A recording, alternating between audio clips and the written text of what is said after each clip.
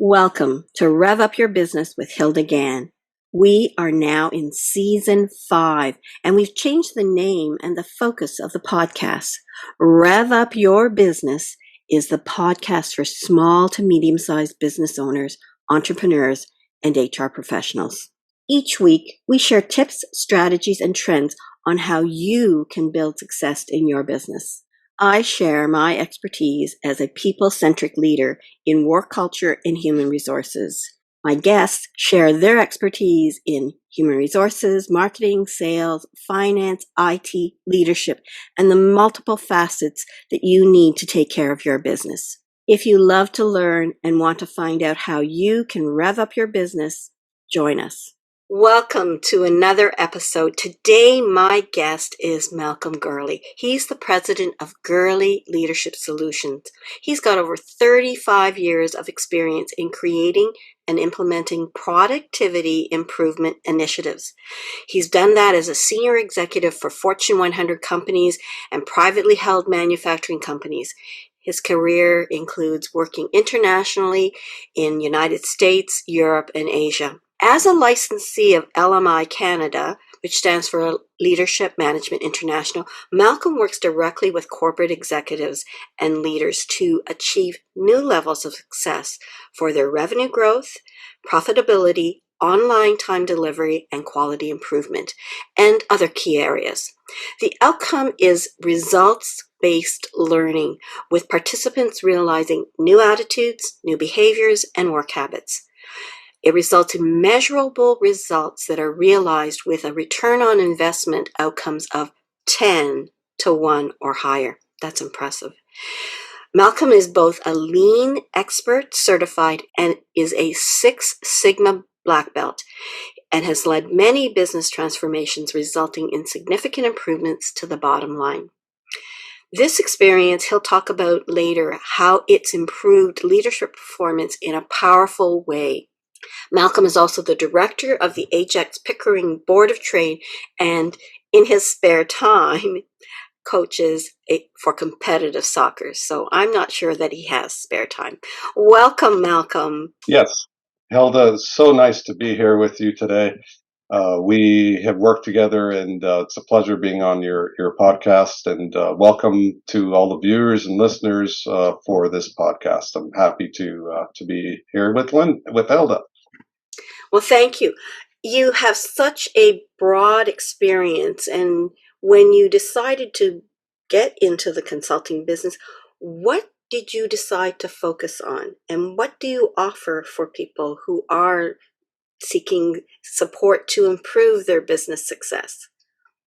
Okay, I'll give you a little bit of my background. I worked at Fortune 100 companies for over 25 years, and throughout all of my various roles in executive positions and leadership, I was really embracing continuous improvement, the whole notion of continuous improvement, how to improve. That's me. That's how I tick. I was involved with lean implementations, and that really, if you're not familiar with lean, think of the Toyota production system and how Toyota builds cars. It's all about productivity improvement. And throughout my career, I was always driven by outcomes, results. And when I was in lean and implementing, I'd always ask the question to some of the lean masters, the experts in that area, what's the single most important factor for a successful lean implementation and improvement of the success of a company? And it all came down to leadership. It was always the number one answer. So it always kind of stuck with me. So I really wanted to help other companies with all that I'd learned and to become better leaders, more successful companies. In 2005, I actually incorporated, but then I received a really good job offer. I became the director of engineering for North America for Honeywell, another Fortune 100 company. And then I had another job offer for a private manufacturing organization in Scarborough. Then I said, that's it. I'm done. I'm going to do my own thing, build my own business, Gurley Leadership Solutions, and now I'm helping corporations across the GTA in Canada to become more successful companies through stronger leadership or productive leaders. And so that's my journey, Hilda. And yeah, I do coach soccer on the side as well. But we're talking competitive soccer. I thought Yeah, that's pretty impressive. Competitive is a little bit more intense than just once a week doing coaching, and we're just helping them enjoy themselves versus competitive. right. You and I totally, believe that the leadership is the key, that is the glue for success, both in planning out strategic planning and executing strategic vision, as well as making sure the work is done. So they're kind of in providing both strategic and day-to-day management. And I take it from the people side and building the people skills as a key focus, and you look at it from the productivity side. So tell us more. What are the benefits of doing that? Well, since I've been doing my own thing, my own company, and working with a number of corporations across the GTA, the one thing that really has struck me is the number of people who entering my program are struggling with just keeping up day-to-day tasks, and I'll classify a lot of them as just busy, doing, without a proper roadmap and a sense for how to become productive. And I'm not just talking with professional, the personal side, professional. They're so interwoven that some of my clients, it's a shame to say, but they have nothing left for their families when they end their day, and then that's a shame. So I work with these corporations and executives, middle managers, to become far more productive, to get control of their days, to do more with less time, and to get a work life balance that they never had previously. And you can't fault some of these people. They're promoted based on their technical skills in many cases, but they don't have the soft skills. They don't have the ability, People the skills. knowledge, Yeah. the people skills. They don't know how to delegate, communicate, empower. They're doing. They're holding on to things. They're not letting go. They're not developing their people. And then there's a cascade effect downward that's not healthy for the organization. So I come in and I help with those people to become far more productive, to hit goals, to allow much higher level of success for their organizations. I know we talked earlier too about not just helping them with productivity from a biz, like from the company's perspective, but you're also helping people from their personal Right. productivity. Yes. Yes, Share a exactly. little bit more about that. Well, I would say this. Again, you can't separate professional from personal goals. They kind of interact, and they're interwoven, interwoven. But uh, really, it comes down to, if you don't have clear goals, a clear perspective of where you're going professionally and personally, then the outcomes become very murky. So part of what I do is I bring clarity to how to get to certain areas in one's life, to what's important both professionally and personally. And so bringing that clarity, the ability to translate that into goals that are actioned and completed and achieved, and with daily planning and productivity approaches that are proven, then I could take somebody who is near burnout to happier people that are far more productive, hitting their goals and helping the organization to reach new levels of success. Thank you. And for those who are listening to this podcast or viewing it, in episode 1, the launch for season 5, I talked about my journey. I had hip surgery earlier in the spring, and that triangle of work or business, family, and self, and how it was a wake up call for me that I wasn't devoting enough time for myself. That now my kind of daily practices, is that triangle like okay, Hilda, or is it imploding on you? So I appreciate you sharing that, because they're interwoven, but we need to make time for ourselves, our families, and our career, our profession, our work, our business, because those together in balance gives you more joy, more happiness. Now, the other concept you talked about in at the beginning was results oriented. And I love that ratio that I gave in the introduction. Maybe you want to expand on that. 10 to 1 or higher through this method that you do. Share results oriented, and then share this amazing return on investment that you're kind of saying, whoa, this can happen.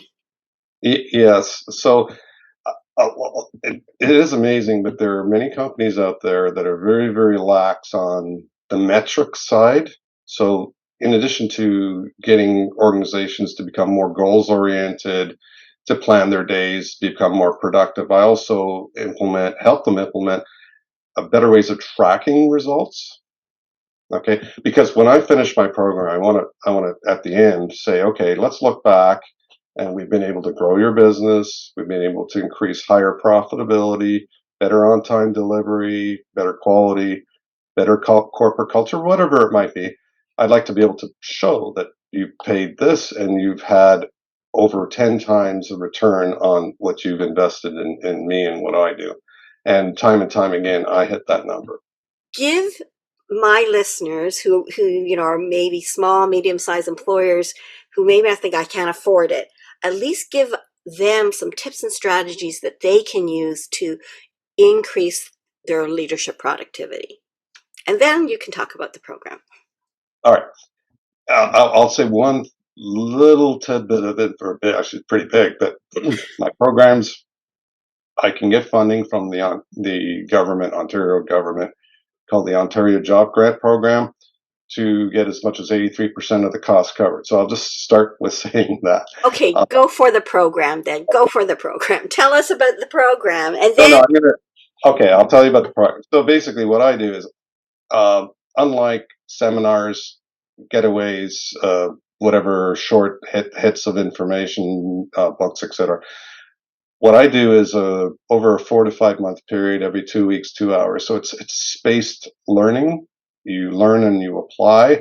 So you learn by doing, and then you learn by results, because I implement those metrics and the ways of tying the goal setting that's embedded into the program with results. So we will then go on a journey of behavioral change, new work habits, new attitudes, new behaviors, all of that over this 4 to 5 month period. So it's very structured and it's behavioral change based.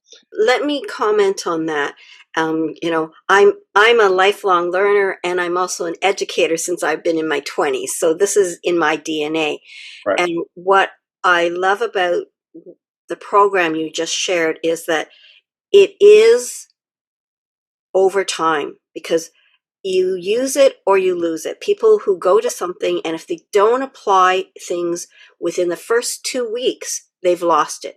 So Right. oftentimes you'll go to something and you find two tidbits that you use, and then it stays ingrained. So your program is giving them tiny pieces of things to learn, habits to change, Yes. opportunity to reinforce that. And then I love the fact that there's metrics to validate that there is improvement there, Right. and then rinse and repeat. So that, from an education perspective, is a solid way of learning to change and to incorporate that. So I wanted to comment on that. So now for the long awaited for tips and and strategies that Yeah. will at least get us as entrepreneurs, business owners, or even people who are helping, as part of the business in strategic and operations roles. What are some tips that you would share with us to help us be better leaders? Well, I'll state a few real easy things. Anyone who's doing a to-do list, it's a long list of maybe 30 items, and then you're just checking them off as you go. The human tendency is to do the easy ones and never get to the tough ones. So I'm definitely against any kind of to-do list like that. Rather than doing a to-do list that's long, start each day with the to-do list for that day. Hmm. Take out a piece of paper. I mean, if you want to use your iPhone, great. But I like paper, maybe a little bit old fashioned, but your mind to pen to paper takes a lot more. You think more when you write it down. Write down what you need to do that day that are imperative action items that have to be done that will advance your goals. Write down what are also important that if you can't get to them, you'll carry them on to the next day. Do that every day. So what I'm saying is write down important and imperative tasks every day and work them. Block time for things like email. Don't do email 10 times a day because you're going to be distracted from what's really important, what needs to be done. It's better to block like items together. Email, for an example, do it twice a day. Remove all notifications on your phone that are going to buzz or beep and distract you. If you're going to do social media, I'm not against social media, Facebook, whatever, Instagram. Again, pick a time at break, at lunch, whatever. But the notifications that come and distract you are going to destroy your productivity. Research in University of California showed that anytime you switch tasks from one to another, you lose about 2 minutes, 2.5 minutes. Multitasking is one of the biggest killers of productivity. So stop the notifications, block time, and make sure that you block time that is linked to important items. I don't know if anyone out there, many of you will have heard of the Eisenhower matrix. If you haven't heard about it, look into it. But it's all about doing the important items that aren't necessarily urgent, that are really important for you achieving your goals. That quadrant in the 4 quadrants is absolutely imperative that you spend every day on the items that are important but are not urgent. Things like planning, coaching employees, communicating, empowering, delegating effectively. These are the things that are going to improve your performance and your team that you work with. So those are some of the quick tips that come off the top of my head, Hilda. I like how you refer to the Eisenhower matrix, and it is that 4 quadrants. It's urgent, not urgent, important, not important, and so you want to be in the optimum quadrant for a project. So thank you for remembering that. And as for old fashioned and writing, I will clarify that it's not necessarily old fashioned, but for some people it may be beneficial. And I am a writer.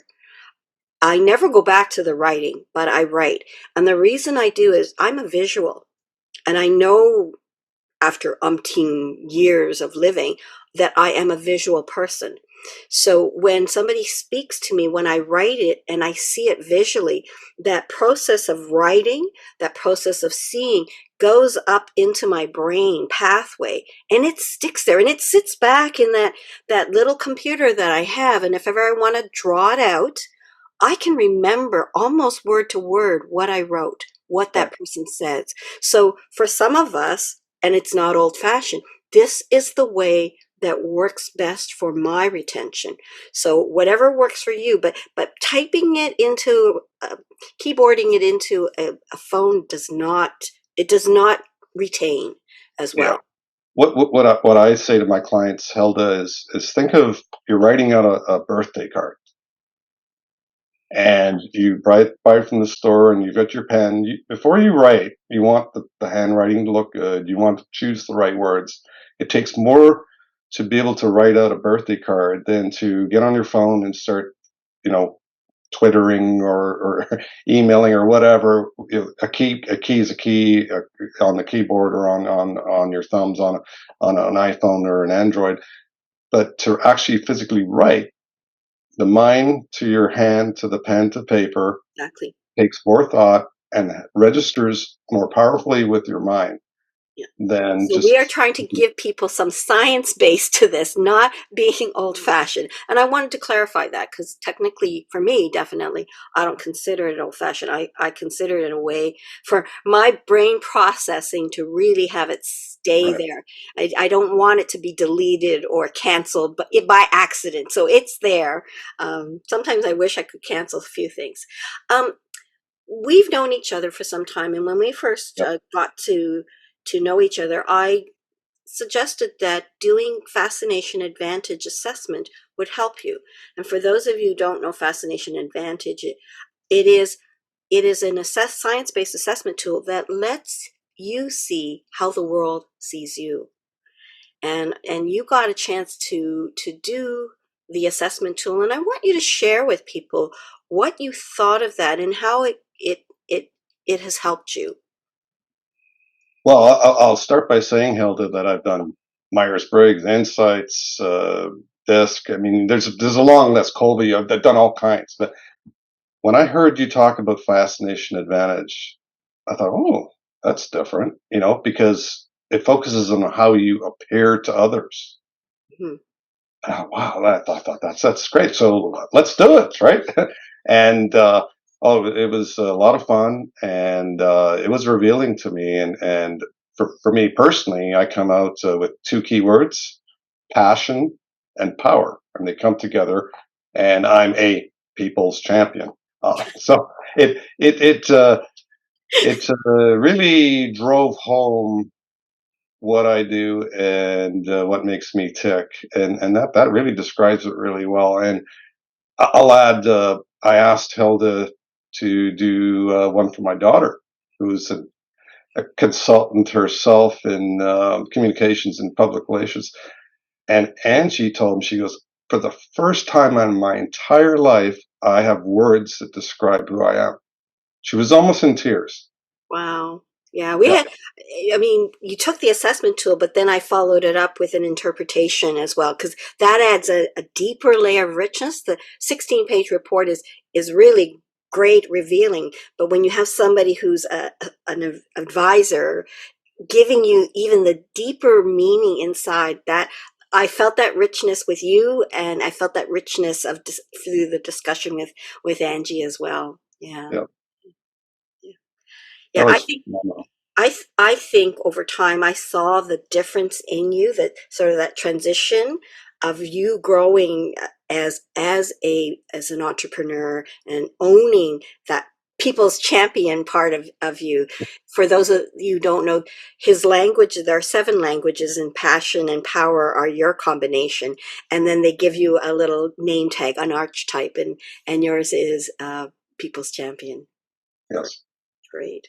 No, thank you for sharing that, because I want people to know more and more about Fascination Advantage, because it really, so many people comment, well, I thought I knew who I was, but it's so validating to know that that's how I come across. And it's not your mother telling you or your friend. It's an objective, perspective validating how you think you are, or a revelation to say, wow, that's, oh, I didn't know that, or yeah, I want to be more of that. I thought I was, but I was a little too shy to be sure.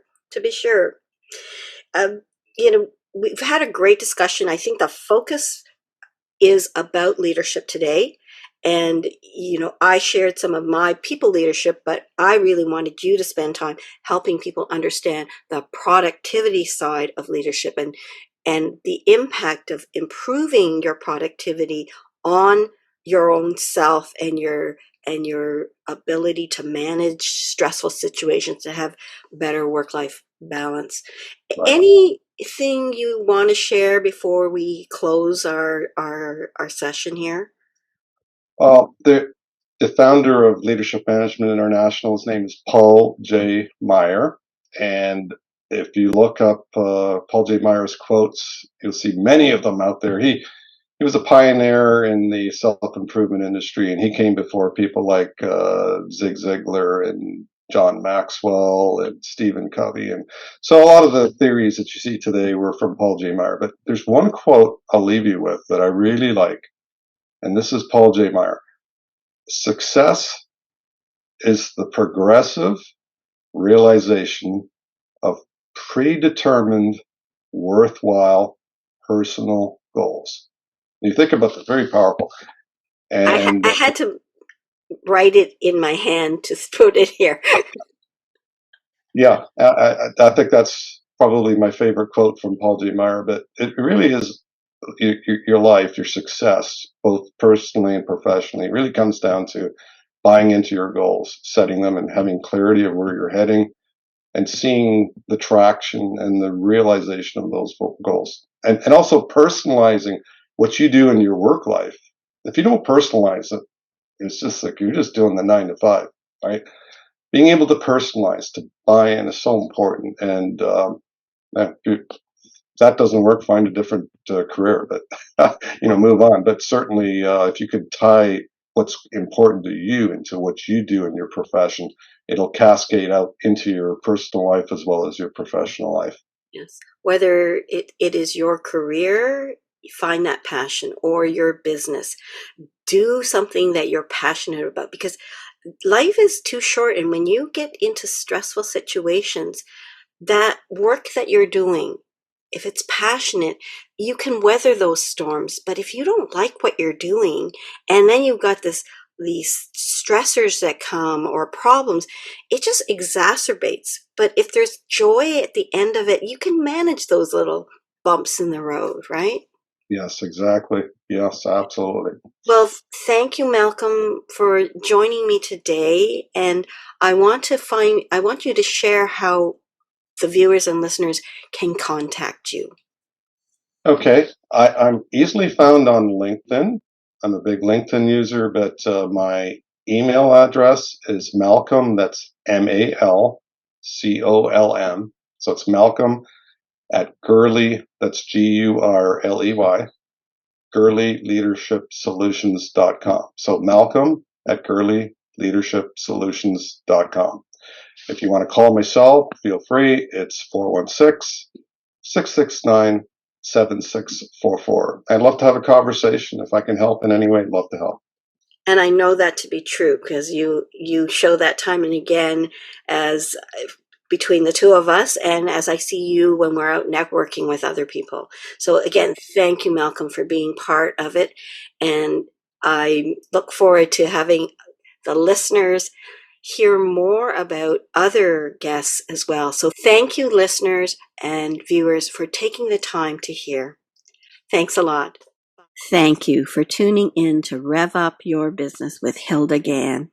Be sure to like, comment, and subscribe to our podcast on YouTube and Spotify to stay up to date with all of our latest episodes.